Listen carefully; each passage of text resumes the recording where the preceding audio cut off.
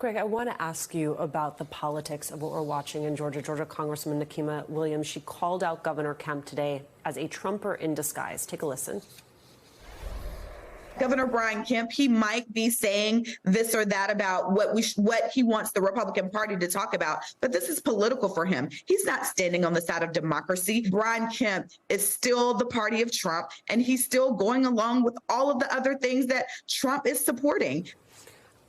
I wonder, I know what we see on the surface, right? There are Republicans who are willing in this very specific incident out of Georgia to call the former president out. I wonder how much the Fulton County indictment is changing the Georgia GOP's larger relationship, not just with Trump, but with Trumpism.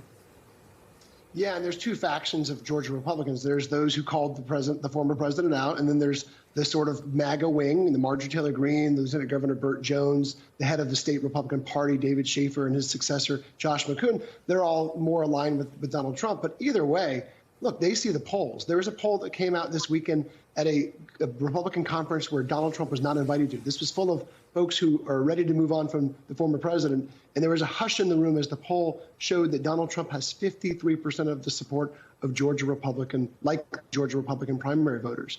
So that's a wake-up call. And that's why you're seeing Governor Kemp kind of sort of try to have it both ways, right? He's calling on the party to move on from Donald Trump, yet he still says that he would still back whoever the nominee is, and that includes the man who tried to oust him from office last year.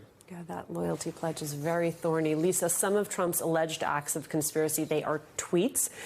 I wonder what that could mean for his social media moving forward if he is listening to his lawyers, right? If you are his lawyers, what is it?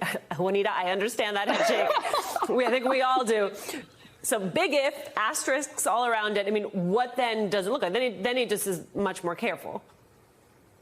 Well, he is and he's not being more careful, Alicia. In the last few days, one of the things I've noticed in Trump's social media posts is a turn away from statements about witnesses and participants in the judicial process and much more of a focus on Biden, and in particular an attack line that Biden is the person that did this to him, that Joe Biden is directly responsible for each of these 4 indictments.